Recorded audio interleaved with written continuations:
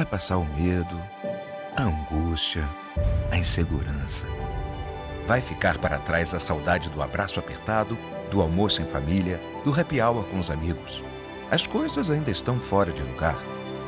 Viva o agora. Diga que ama. Pergunte se está tudo bem. Olhe com carinho quem mantém a cidade em segurança. Fique em casa, se puder. Respire. Trabalhe. É hora de pensarmos no todo. Somos o país que não desiste até o último segundo da prorrogação. E juntos daremos a volta por cima.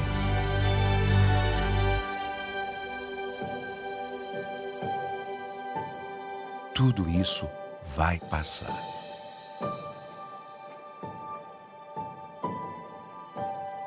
Enquanto não passa, conheça o novo jeito Quali de ajudar. Boa tarde a todos.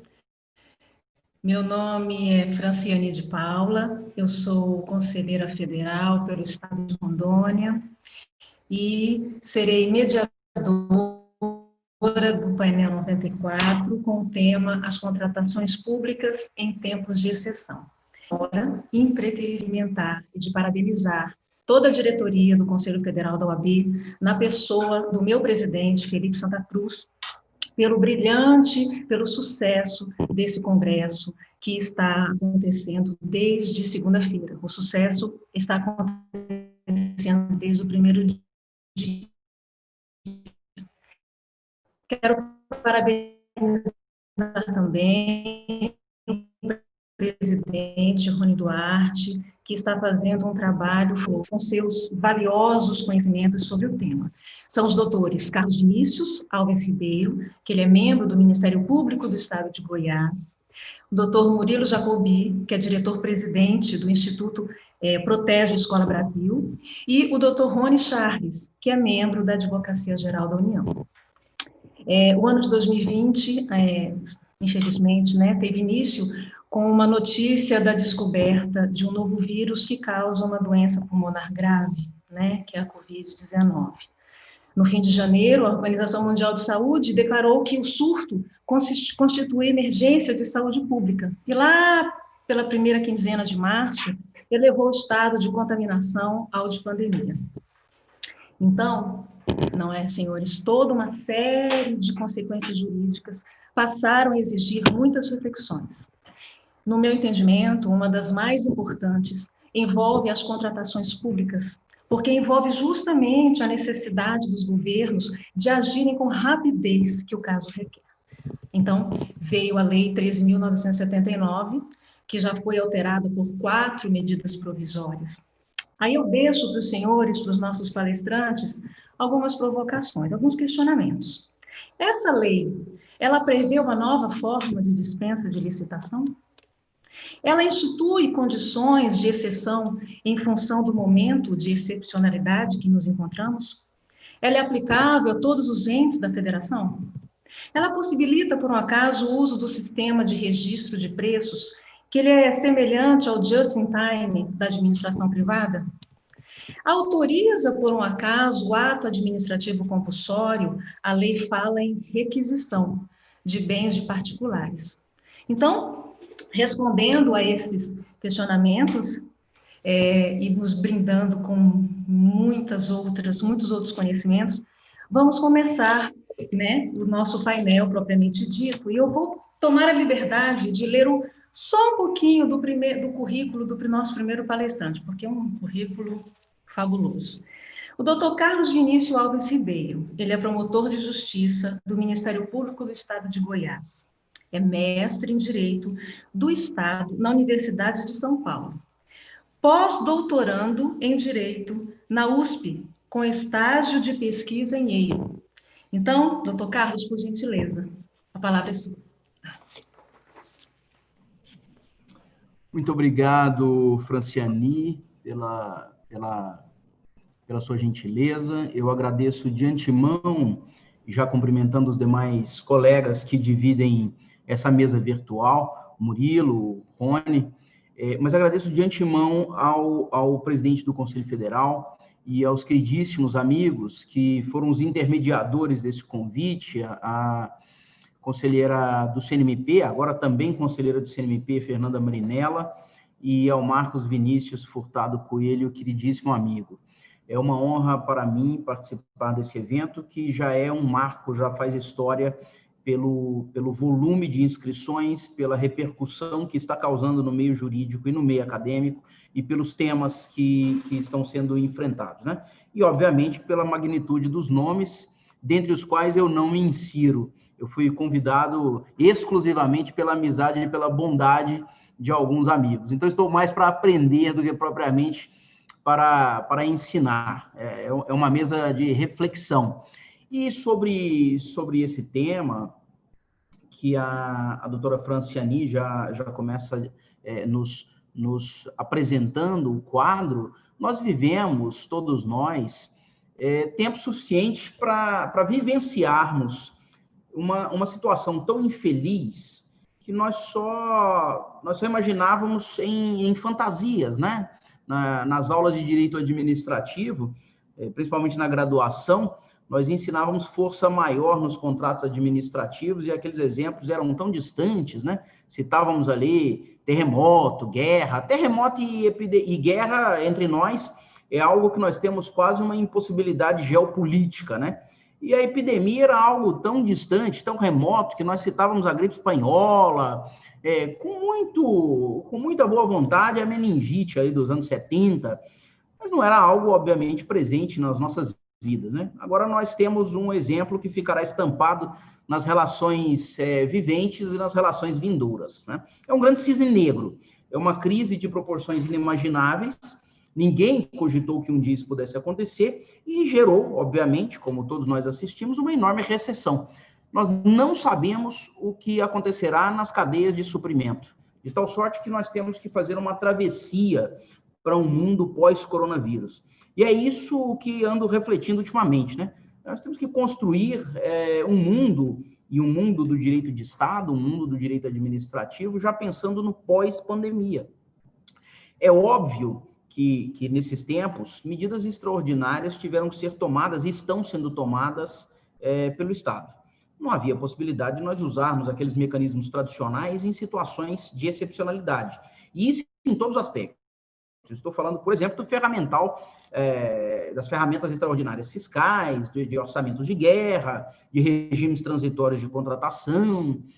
Me parece que nós estamos passando por algo que já se chama de um turning point do direito administrativo, né? Eu até tenho lido alguns artigos comemorando o retorno de um direito administrativo raiz, né? A volta de Eli. Não sei se é prematuro nós comemorarmos a volta do Eli. E eu chego a me entristecer com isso, para falar bem a verdade, né? Porque pensar que numa imensa oportunidade de reflexão, nós estamos de criação de novas soluções, nós estamos buscando soluções de autoridade, para não dizer de autoritarismo, perder a oportunidade que a crise está nos dando, de criar um novo direito administrativo. Há pouco nós vimos exemplos, que ficou conhecido por todos nós, de estados requisitando de municípios equipamentos hospitalares que haviam sido adquiridos pela municipalidade, né? Eu tenho sérias dúvidas da adequação dessa medida, né? Nesse pouco tempo de reflexão que eu tenho aqui, nesse sobrevoo sobre o tema, que é um sobrevoo introdutório para a apoteose dos professores que vão me seguir aqui, do Murilo e do Rony, eu quero dizer que no grande tema do nosso painel, que são contratos, todos os contratos foram impactados. Essa é uma situação em que aquela dicotomia entre as alhas extraordinárias e as alhas ordinárias, elas se confundem. E por quê? Porque é uma situação em que a alha extraordinária colhe todos os setores da economia. É absolutamente universal. O restaurante sofreu, a sorveteria sofreu, o cinema sofreu, e, obviamente, aqueles que prestam serviços para o Estado e em nome do Estado estão sofrendo. No regime dos contratos administrativos, teremos algumas consequências que são, para mim, muito claras nesse momento. A primeira, no que tange a interrupção da prestação. Nesse sentido, há até uma recente decisão do Tribunal de Contas do Estado de São Paulo, em que se dividiu os contratos em duas tranches, né? Duas partes, né? Os contratos como conmutativos, que são prestações de obras, serviços, fornecimentos, e dos contratos de delegação. Eu estou falando aqui de concessões, PPP, contratos de gestão. Nos contratos de execução de serviço, nós teremos justificativa óbvia para a elisão das obrigações e a possibilidade de interrupção, seja por determinação do poder público, contratante, ou seja por absoluta impossibilidade da prestação. Nos contratos de delegação, muitos deles não podem ter interrupção. Vamos imaginar, por exemplo, um contrato de saneamento, em que se comece a faltar insumos ou mão de obra para a prestação de serviço. O poder público vai agir, e tem que agir, para garantir o mínimo necessário para a continuidade da prestação daquele serviço. E é óbvio, e isso é uma outra discussão que merece uma reflexão bastante aprofundada, é óbvio que haverá, nós teremos que pensar em um feriado na aplicação de sanções, né? Porque não é possível discutir a aplicação de sanção no pacote ordinário em um regime de extraordinariedade. No futuro, nós teremos uma grande discussão que já se avizinha no que toca ao reequilíbrio. Essa situação justifica, e todos nós sabemos, e justifica ali com base no 652D da 8666 ou no artigo 10 da 8987, ela justifica o reequilíbrio. Mas não é possível que seja algo de transferência horizontal de todos os ônus para o setor público. Nós temos que construir uma forma de arbitragem de danos, justamente pela somatória das áreas administrativas, das áreas ordinárias com as áreas extraordinárias. Não é legítimo que toda carga seja assumida pelo privado, tampouco que toda transferência de ônus seja alocada no setor público. Fato é que, com a pandemia, nós tivemos também, e essa é uma outra reflexão que eu trago à mesa, a noção real da incompletude contratual. Nós temos a dimensão exata de que a matriz de risco nos contratos administrativos está passando agora por um momento de tensão, né? Aquela planilha bonitinha, toda colorida, de alocação de risco do contrato administrativo, aquilo lá, cá entre nós, é brincar de Deus. Em um contrato de 10, 15, 20, 30 anos, você alocar risco em um ou em outro, aquilo não estava fadado ao fracasso, né? E fracassou. Essa regulação dos contratos, a alocação de risco, já não era possível com grande satisfação contratual em tempos pré-pandemia. Agora ficou claramente impossível, né? Tivemos impactos brutais nos contratos administrativos, principalmente nesses contratos de concessões, nesses contratos de PPP. Nós estamos assistindo um trade-off entre a clássica teoria da imprevisão e o reequilíbrio econômico e financeiro dos contratos. O modelo clássico não resolve esse problema, pois o impacto no fluxo das concessionárias é de tal sorte gigantesco que a simples rediscussão de reequilíbrio não resolve, né? Então, vocês vão me perguntar qual a solução? Eu não sei. Eu tenho algumas ideias de soluções. Nós temos um campo muito fértil para aprofundarmos um debate que me parece que já é um debate um pouco retardado, no sentido que já deveríamos ter feito, um debate sobre a economia dos contratos, discutindo parâmetro de programação dinâmica, de como se dá a inter-relação entre os canais de suprimento e o fluxo de caixa endógeno ao contrato. Outra solução é que o que já se denomina, agora o professor Floriano de Azevedo Marques Neto tem citado uma solução que ele chama de aditivos de compromisso.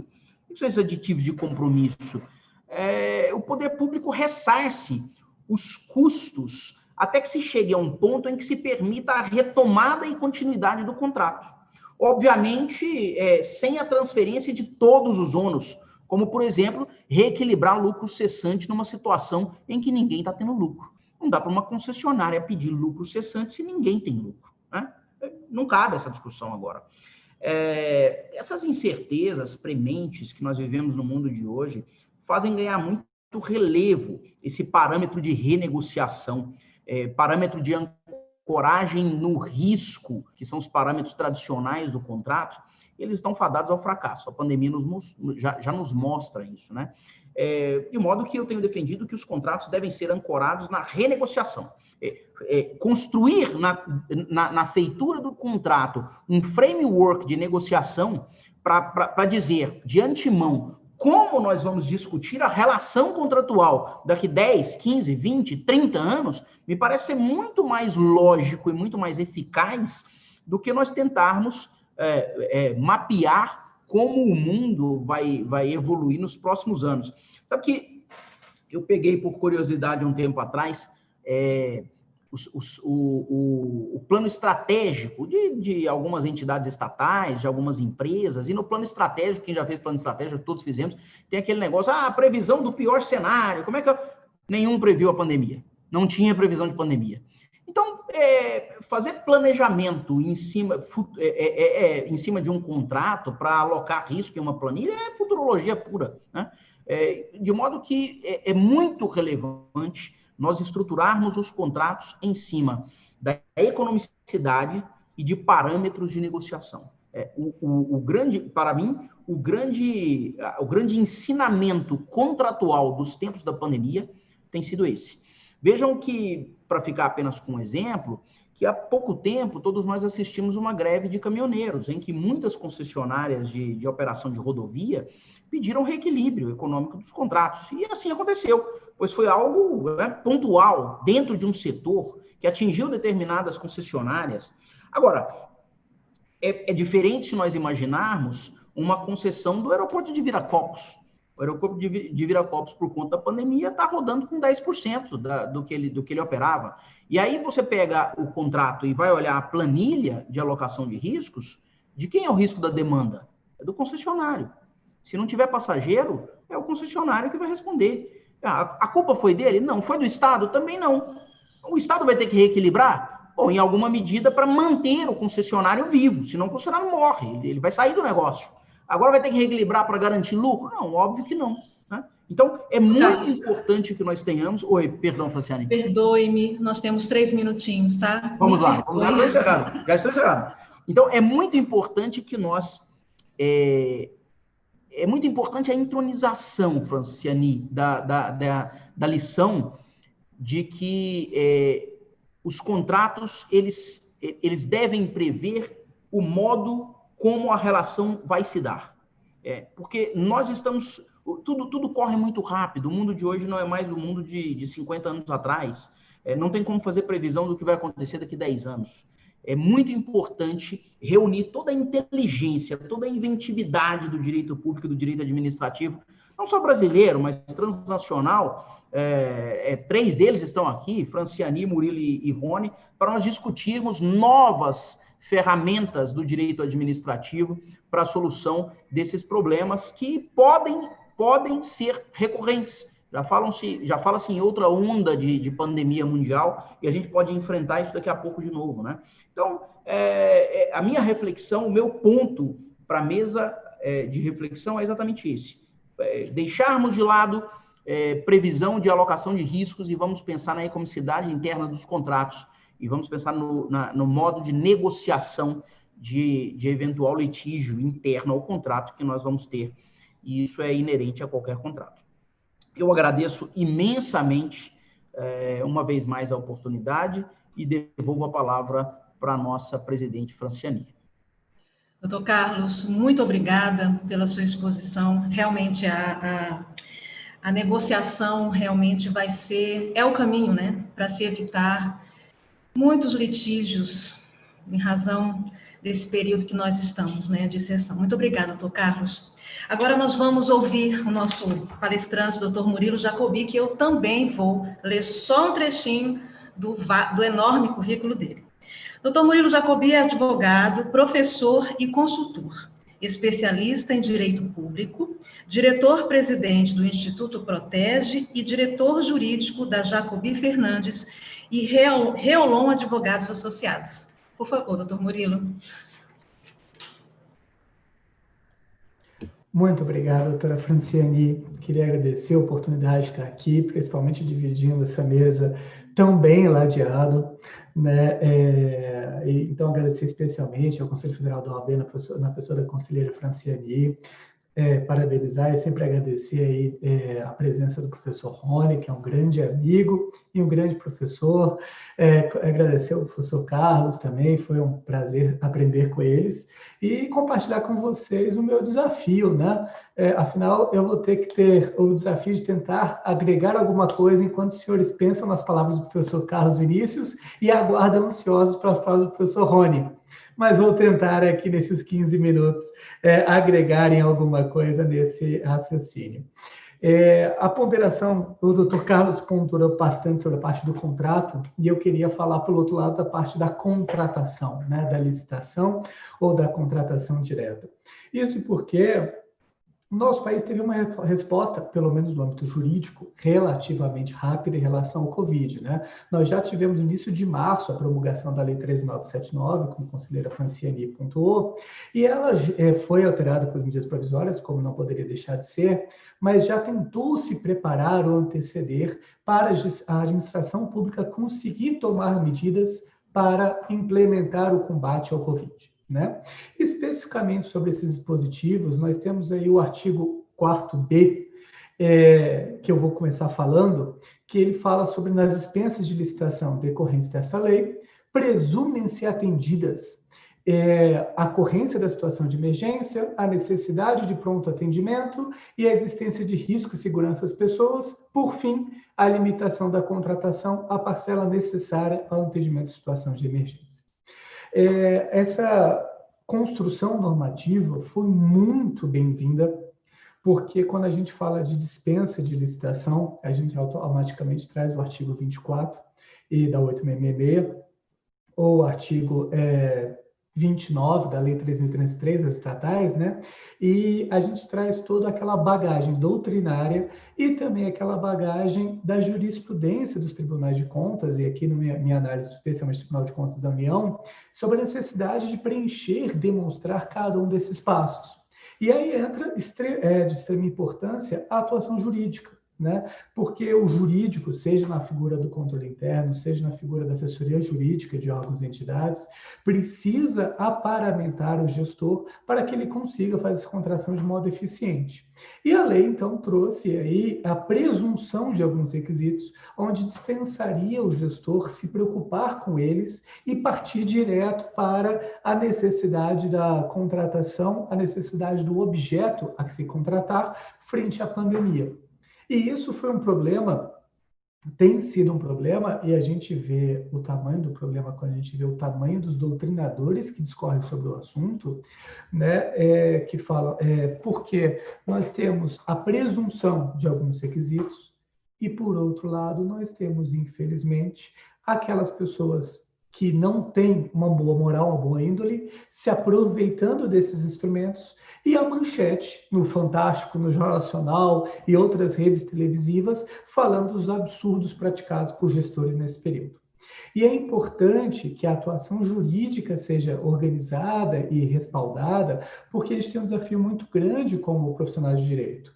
A gente tem que orientar esses gestores a fazer a medida, a tomar a medida que seja segura para eles e para nós, na prática desses atos jurídicos, nesses atos administrativos, mas, por outro lado, não podemos ser o gargalo ou o obstáculo à satisfação do interesse público, que é a aquisição do bem, a contratação do serviço, né?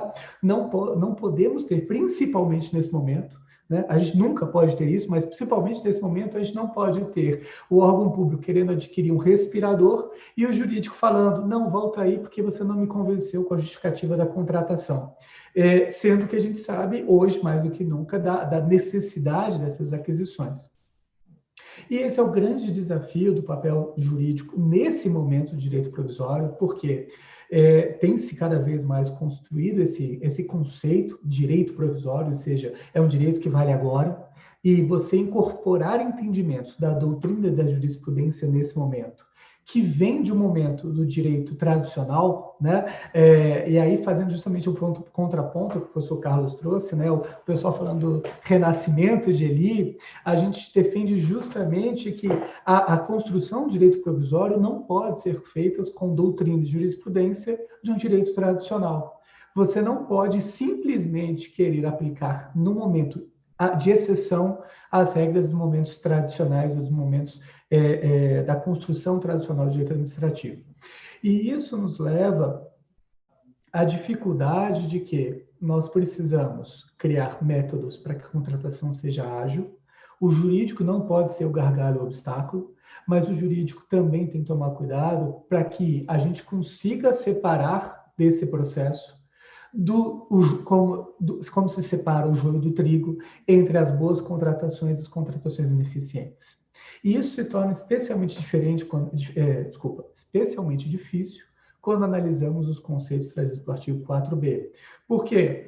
Ok, não precisamos demonstrar emergência, não precisamos demonstrar o risco à vida humana, não precisamos demonstrar a necessidade de atender a emergência rapidamente, e não precisamos demonstrar que a gente está contratando a parcela necessária para aquela demanda.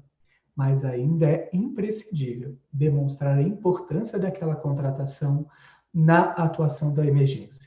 E isso é uma coisa que a gente viu, como eu falei para os senhores, debate de grandes doutrinadores, e novamente aqui parafraseando o professor Carlos, não me incluo, mas discutindo sobre quais objetos você estaria possível de fazer essa dispensa.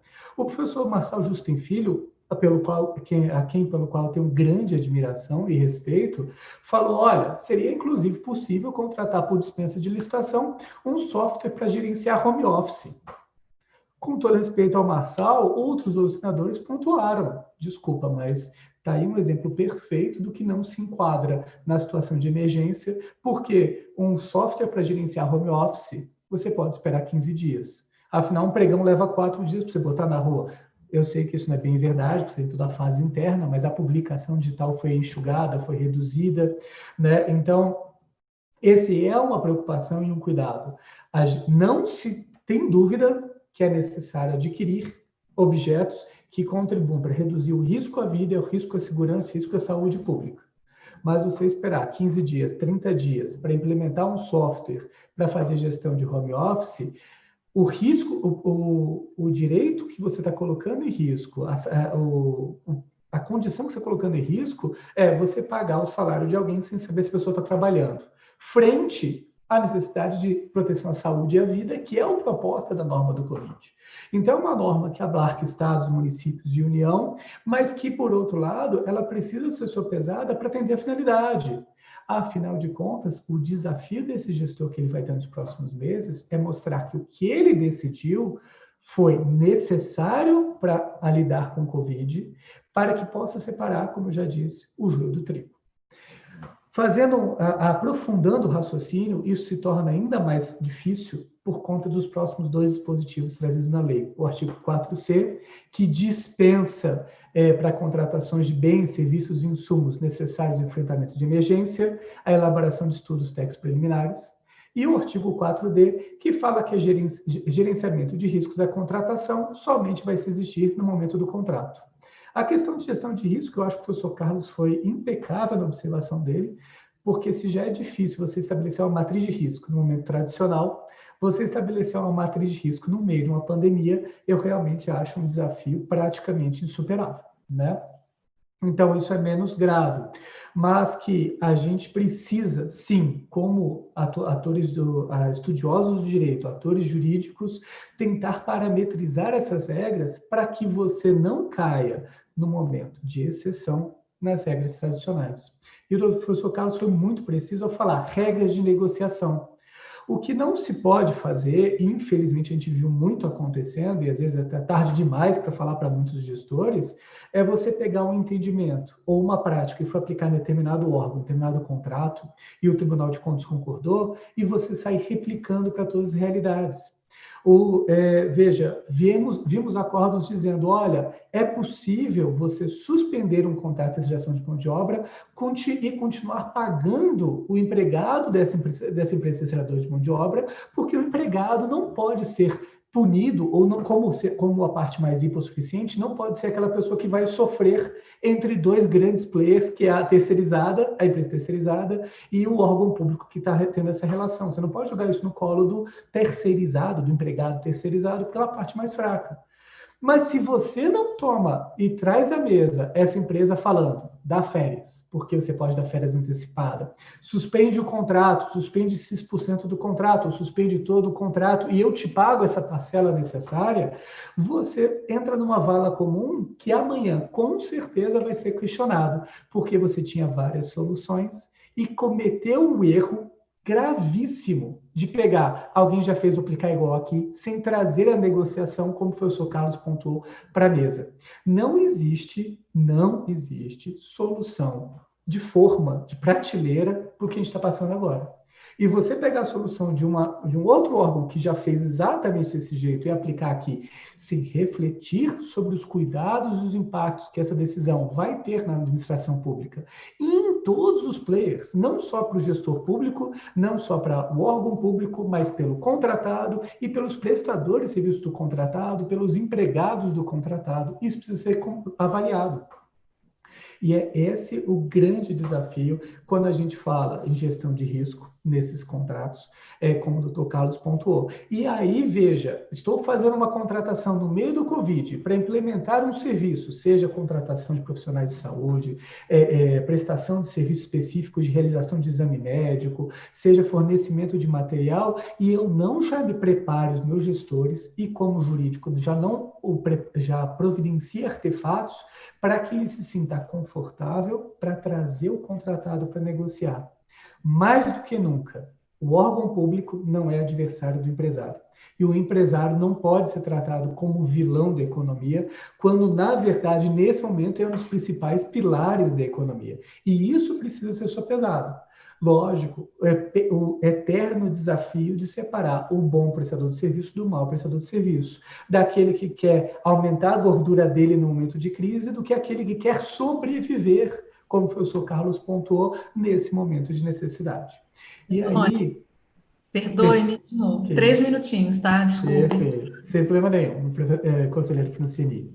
E aí, nesse mesmo sentido, o artigo 4C se torna crítico, porque se eu não preciso de um estudo técnico preliminar, muitas pessoas pensam que eu posso simplesmente pegar um produto e falar, eu quero isso. Por quê? Porque eu preciso, porque isso vai curar o Covid, e botar na mesa e botar num processo administrativo para fazer a contratação emergencial. A contratação de emergência do Covid. Isso se torna, então, o trabalho do jurídico, e aí, mais do que nunca, a gente, como atores do direito, temos que ser protagonistas e não mais um ator no meio do processo. Chegou um processo desse, sem estudo técnico preliminar, mas sem sequer o mínimo necessário para saber se aquilo tem uma justificativa de contratação, não é fazer um parecer e devolver para a unidade técnica. É pegar o processo debaixo do braço, ir na unidade técnica, ligar o telefone e falar, vem cá, vamos conversar, vamos fazer uma videoconferência, já que ao vivo não está fácil, para que a gente possa solucionar isso e eu te orientar, a gente já conseguir a solução em conjunto. E evitar aquela postura que é confortável para muitos atores jurídicos, né, seja de controle interno ou seja de assessoria jurídica, de falar, assim não pode. E a gente ficar naquela infeliz e prejudicial à gestão pública brincadeira de quente frio. Assim não pode, mas como pode? Eu não posso falar, eu sou do jurídico, senão eu vou estar fazendo. E aí fica assim? Não, assim não pode, mas está ficando quente. Isso não pode existir na gestão pública. O jurídico tem que sim, ainda que seja controle, ainda que seja assessoria jurídica, participar da solução. Mais do que nunca. Porque a gente sempre tem que entender que não é o meu trabalho, é um cidadão, é um interesse público que precisa ser atingido por meio dessa contratação. E aí, o desafio do jurídico, eu gostaria de ressaltar isso e colocar essa necessidade de ponderação, de pensar em todos os momentos e todas as pessoas envolvidas naquela contratação para que a gente tenha a solução ideal. Sempre mantendo a necessidade de demonstrar, separar o joio do trigo, por que aquilo está sendo feito, e a necessidade do jurídico paramentar o gestor público para que ele se sinta confortável, ou pelo menos minimamente confortável, no momento de extremo desconforto para todos os envolvidos, né? Então, esse eu acho que é um desafio. A Lei 13979 trouxe muitos avanços, mas os atores do direito são os principais players nesse momento para que a gente consiga permitir uma gestão que foque no resultado e permitir uma gestão séria e que a gente se orgulhe daqui a alguns meses de como aquele órgão, como aquele ente superou esse momento e não, infelizmente, faça parte de uma lista cada vez maior de atores que foram identificados com má índole, má moral, atuando em benefício próprio nesse momento. Então, esse é o desafio que eu colocar na mesa. Muito obrigado a todos, obrigada, conselheira, pela palavra, e devolvo à senhora a palavra. Doutor Murilo, muito obrigada pela sua participação. Realmente, todos os atores precisam enfrentar, né, com muita seriedade, com muito compromisso, toda essa situação que estamos vivendo, né? Não dá realmente para colocar poeira embaixo do tapete, né? Bom, agora vamos ouvir o Dr. Rony Charles, que eu também vou ler um pouquinho do seu currículo. Bom, ele é advogado da União, ele é doutorando em Direito pela Universidade Federal de Pernambuco, é mestre em Direito Econômico pela Universidade Federal da Paraíba, membro da Câmara Nacional de Licitação e Contratos da Consultoria Geral da União, autor de diversas obras jurídicas, destacando Leis de Licitações Públicas Comentadas, em sua 10ª edição, e Direito Administrativo, como coautor também na 10ª edição. Com a palavra, doutor Rony, muito obrigada. Muito obrigado. Eu vou já marcar aqui para obedecer bem o tempo. Quero agradecer muito ao convite feito pela OAB Nacional, é uma honra estar nesse evento. Agradecer muito a presença dos colegas, a doutora Franciane de Paula, que muito bem está mediando esse nosso painel, né? A presença do doutor Carlos Vinícius Ribeiro, do meu querido amigo doutor Murilo Jacobi, né? Realmente é uma grande honra participar desse evento notável e que já marca a época para a OAB, para a advocacia. E, estando aqui no fim do painel, eu tenho um duplo desafio, né? Há sempre aquele duplo desafio de ser o último. Um grande desafio é justamente tentar manter o excelente nível daqueles que me precederam, o que será muito difícil e eu peço a paciência de vocês em relação a isso. E o segundo desafio é tentar acrescentar algo que não já foi muito bem explanado pelos que me antecederam, né? E eu quero aqui destacar a qualidade das duas intervenções, né? Elogiar pontualmente a apresentação do Dr. Carlos Vinícius. Ele trouxe um assunto muito importante, muito relevante, que é a questão do reequilíbrio econômico, e sobre uma ótica muito pouco discutida, uma ótica inovadora, que quebra um pouco do paradigma francês que nós adotamos no tratamento do reequilíbrio econômico em nossas contratações. É uma abordagem que é muito bem tratada pelo professor Marcos Nóbrega, querido professor, amigo e meu orientador na Universidade Federal de Pernambuco, e que, justamente diante das chamadas incertezas radicais, né, citado pelo economista John Kay, diante das incertezas radicais, o modelo de reequilíbrio econômico tradicional, clássico, de olhar o momento zero e vamos recompor aquilo que foi estabelecido na proposta, ele é totalmente desconectado da atual realidade, ele é totalmente imperfeito para que nós possamos ter reequilíbrio econômico no momento, por exemplo, como esse de pandemia. E a melhor solução, eu tenho convicção, é essa justamente apontada muito brilhantemente, e é muito difícil falar sobre isso em tão pouco tempo, parabéns, doutor Carlos Vinícius, é justamente a renegociação. É criar um ambiente que as partes possam sentar e avaliar, porque não se trata mais de pegar o preço no momento zero e trazer para o momento 10. Tem que haver uma rediscussão, porque a discussão é muito complexa. E, inclusive, por conta disso, eu decidi, já tentando falar um pouco, agregar um pouco as apresentações, falar sobre preço, né? Acrescentar mais algo sobre preço.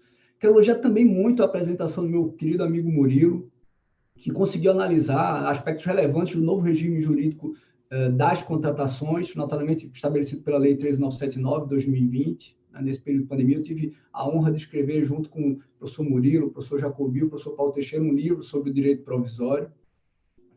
E foi muito importante que Murilo destacou duas coisas, para mim, fundamentais nesse momento. Primeiro, a inexistência de soluções simples, padronizadas para resolver os problemas complexos dessa pandemia, né?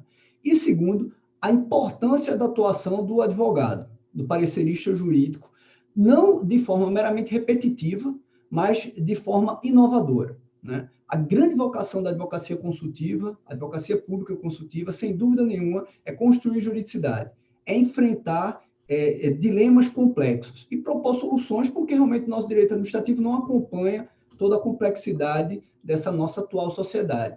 E enaltecer essa necessidade do advogado sair muitas vezes de um papel acovardado, meramente repetidor de soluções postas no passado, para um agente de transformação, é uma bandeira que eu sempre tento, quando tenho oportunidade de falar em alguns eventos, e que foi muito bem suscitada aqui pelo professor Murilo.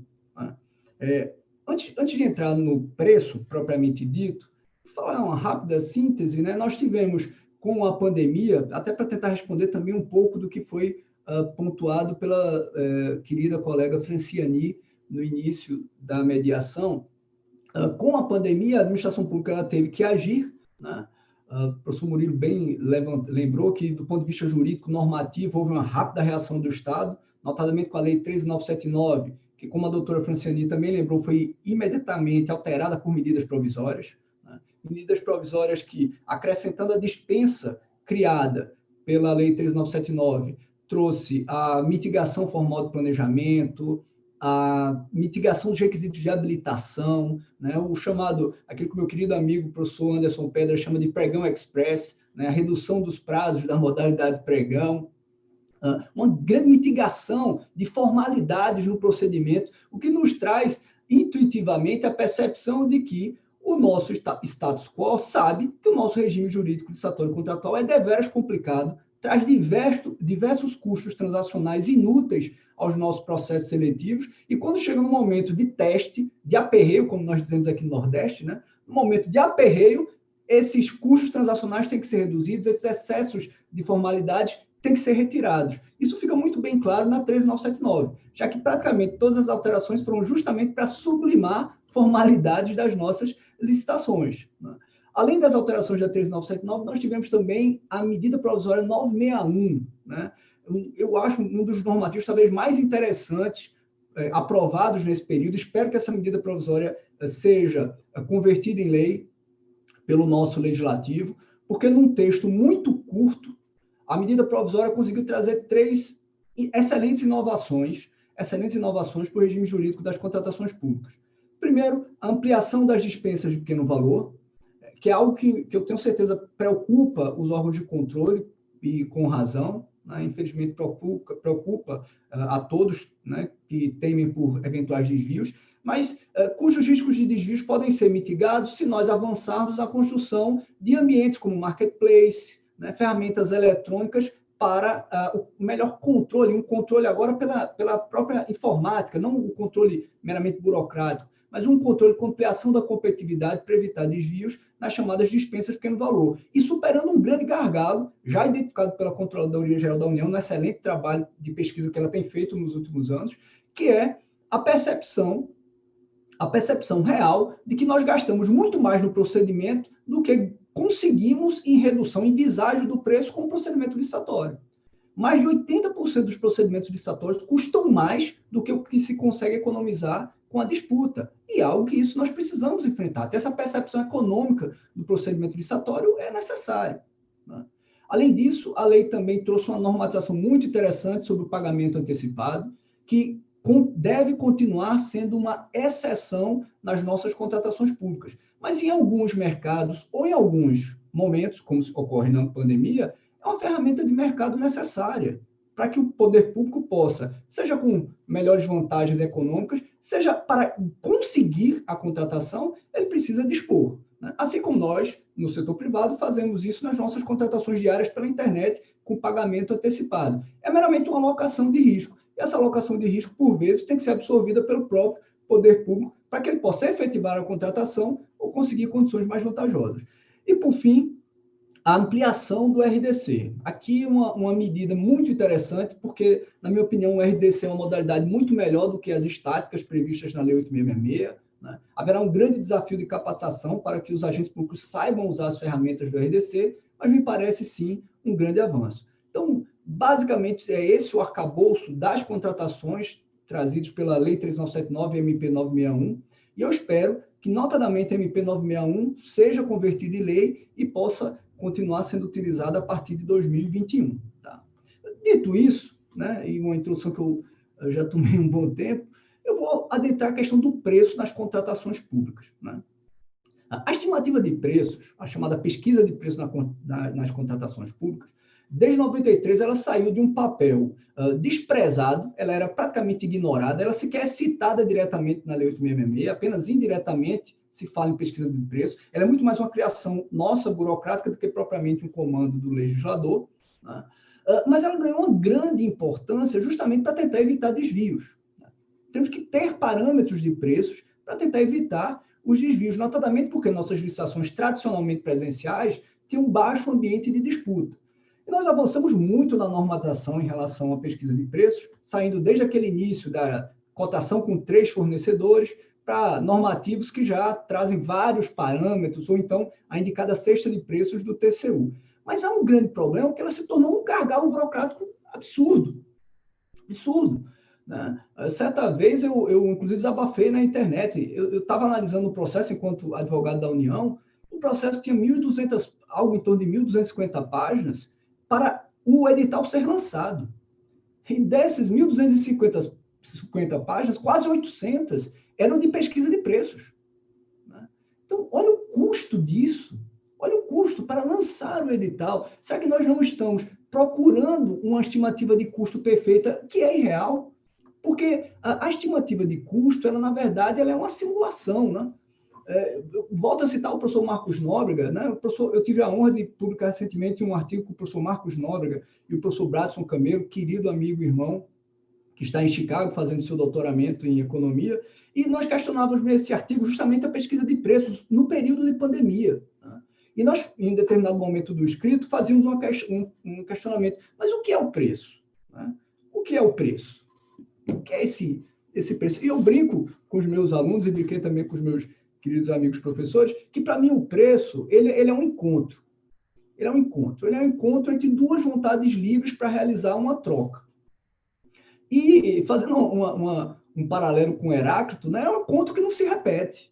Jamais se repete. Assim como Heráclito diz que jamais uma mesma pessoa irá entrar 2 vezes no mesmo rio, no mundo real, as condições que geraram o preço para aquela troca não vão se repetir. É uma ilusão, ela não irá se repetir. Né? Nós podemos ter um segundo encontro melhor que o primeiro, mas ele não será o primeiro.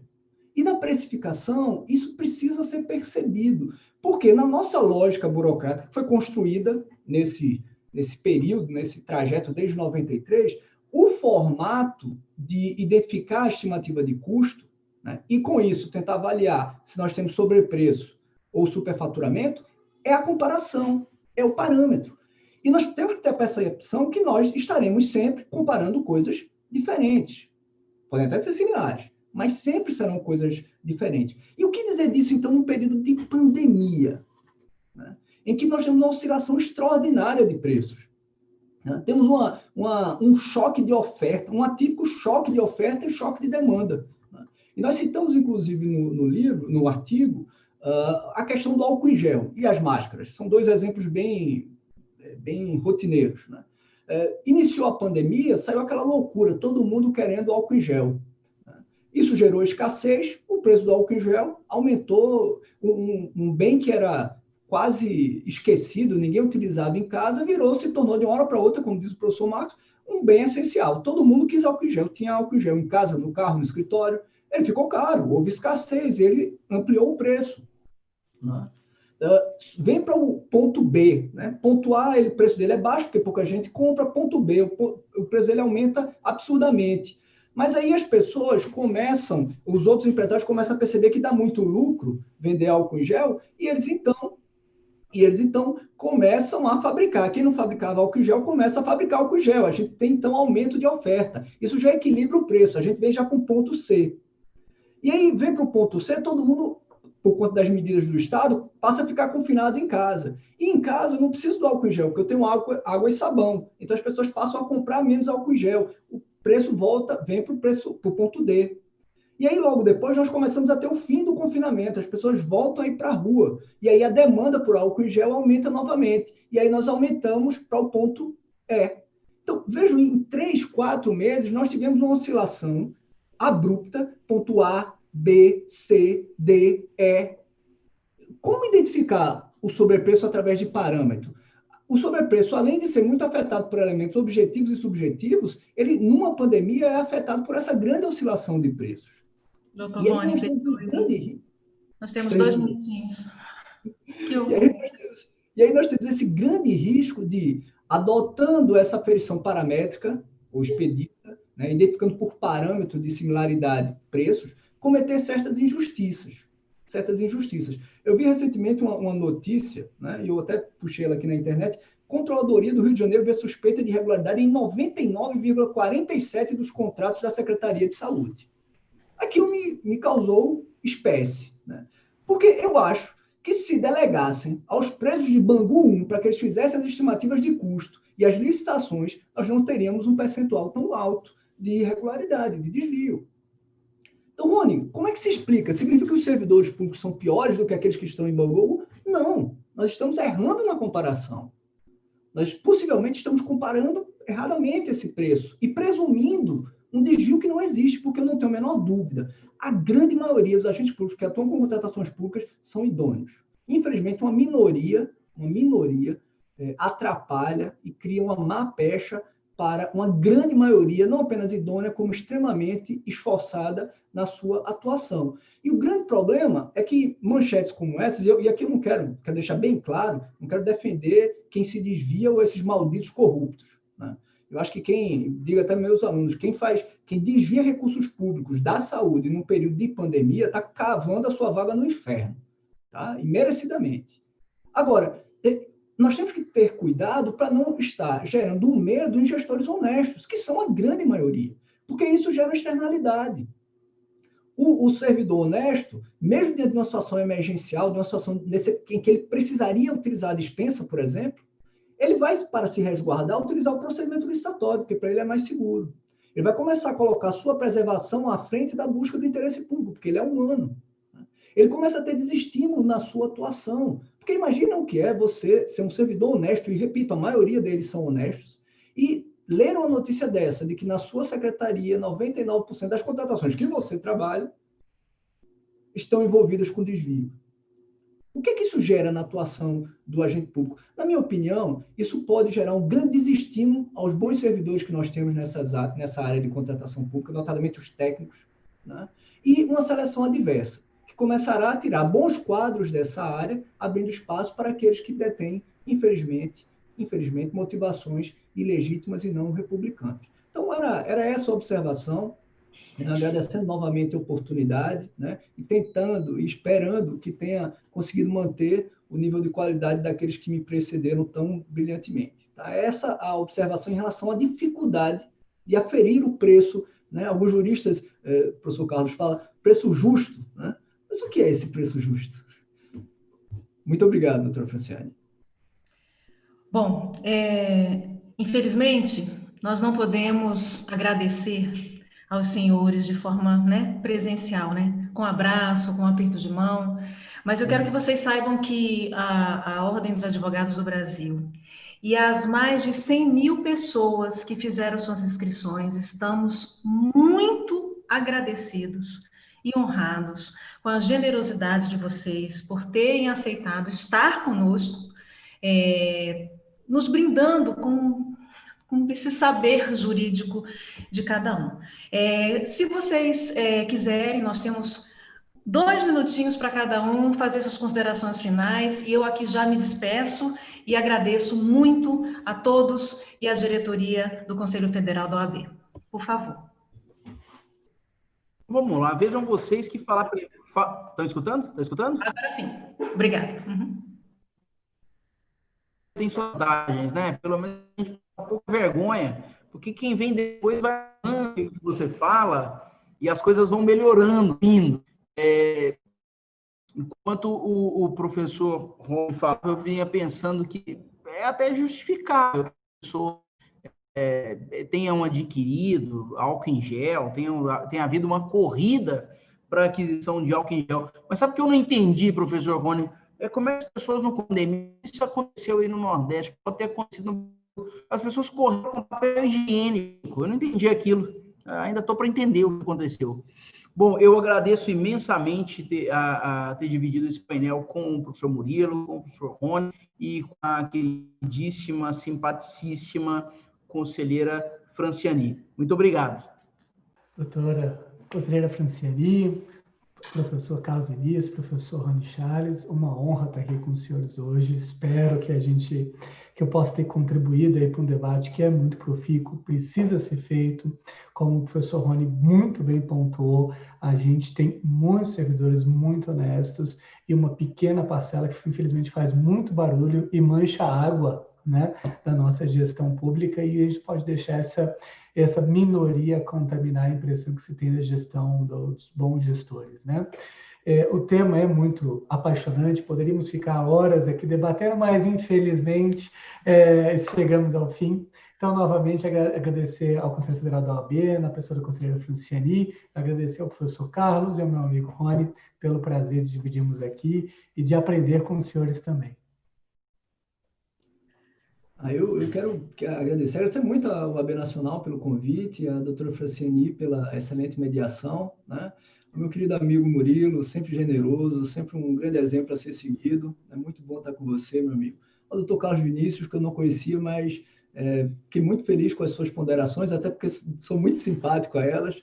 E em relação à questão do papel higiênico, cortou um pouquinho, eu não ouvi direito, as pessoas correram muito, né? É que a preocupação com o confinamento, acho que foi ver o papel higiênico se torna um bem essencial também, né? Acaba se tornando um bem essencial.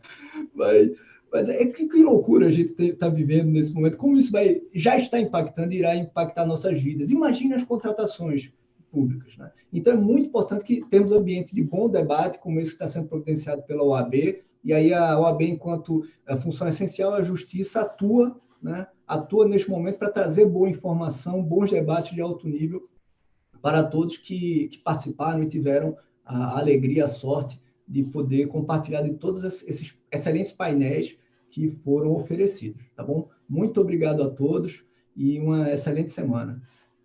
Carlos, doutor Murilo, doutor Rony, mais uma vez, muito obrigada. Saúde, cuidem-se, tá? E eu quero agradecer também a Fernanda e ao Felipe, que nos auxiliaram aqui nesse painel.